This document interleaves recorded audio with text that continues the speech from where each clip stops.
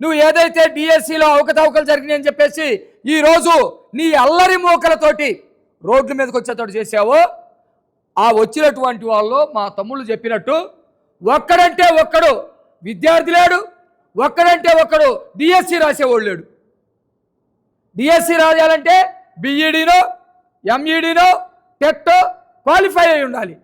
అందరూ కూడా గంజాయిని ఎట్లా సప్లై చేయాలని తెలిసిన వాళ్ళు, మందుని కల్తీ ఎట్లా చేయాలని తర్ఫీదు అయినటువంటి వాళ్ళు, మందుని పక్క రాష్ట్రాలకు ఎట్లా తరలించాలని తర్ఫీదు అయినటువంటి వాళ్ళు, ఇసుకని బ్లాక్లో ఎట్లా అమ్ముకోవాలని తర్ఫీదు అయినటువంటి వాళ్ళే నిన్న వచ్చారు తప్ప, ఎవడైనా చదువుకొని కష్టపడి కాంపిటేటివ్కి ప్రిపేర్ అయ్యి డిఎస్సి ఎగ్జామ్ రాసి ఉద్యోగాలు తెచ్చుకుందామని ప్రయత్నం చేసి ఉద్యోగాలు రానటువంటి వాళ్ళు ఎవరన్నా ఉన్నారా?